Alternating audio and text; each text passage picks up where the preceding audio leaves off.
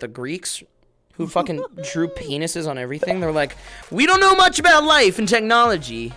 We worship like 4,000 gods, but what we do know is penis is awesome, and so we're going to put them everywhere. Zeus, like, committed incest, like gay incest. He had everybody was having fucking children, and not even like traditionally vaginal births, but like somebody would cry and their tear would turn into like a person with powers, or like their leg would fall off and then it would become another god.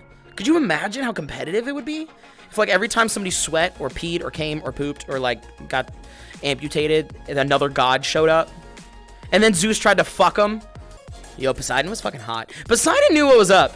Because, like, everybody was on Mount Olympus fucking each other. Well, Zeus was fucking everybody on Mount Olympus, and Poseidon's like, yeah, I'm out. And then he dove into the ocean, you know, and became the god of the waters. And then Icarus was like, I'm just gonna ride in my chariot with the sun. That's why everybody was like, yeah, all these people were just like, I'm gonna go be the god of, I don't know, flight.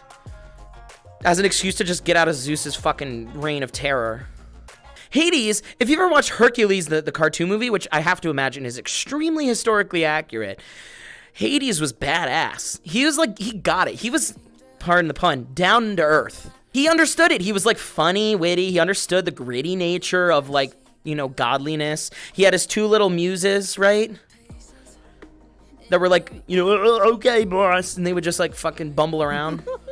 Pain and panic. Dude, they were a fucking mood. They were dumb as hell, and it was pain and it was panic. I've never felt more represented in a movie. You know, like when you go to the underworld, right?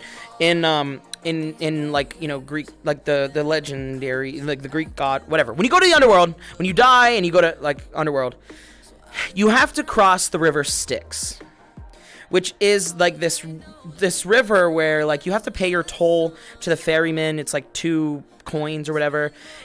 You know, like that's why they used to put coins on the eyes so you could go and give it to the ferryman, and he would take you across the river Styx, S-T-Y-X, yes, like the band, and then he would take you over, right? And in the river was like lost souls, like ones who were bad or whatnot. Now, Styx, they could have named, like the gods were named like Zeus, Hades, Icarus, Aphrodite, you know? And they're like, what are we gonna name the river? They get across to the, looking around. We could name it Rock? No. How about Tree? Don't be ridiculous. Oh, I know. We'll name it Styx. Yeah. Hades will love that. So, what did you guys name the river of souls, of lost souls, as they, you know, transcend into the world of darkness and death? I swear to God, if you don't stop, I'll give you smoochies. We named it the River Styx. So let me get this straight. You had all of eternity to come up with a name for this river, and the word you chose was Styx? Yeah. We thought it was good. I love it! Y'all have seen The Incredibles, yeah? You know, there was Mr. Incredible, and then there was Elastigirl, and then there was Violet, and Dash, and Baby Jack, right? Now, riddle me this, chat, okay?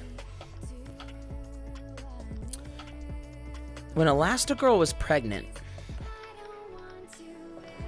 did she,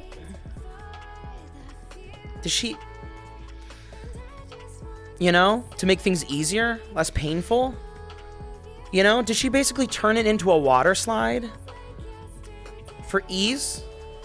I have to imagine, with like her understanding her power, why would she go through all the pain when she had the ability to? Right, people are out here storming the fucking Capitol, you know, being like rioting and looting through the streets, and nobody is talking about Elastigirl's pregnancy and birthing techniques. We need to talk about the giant dump truck caboose that she was swinging and slinging around her ass, like around her back.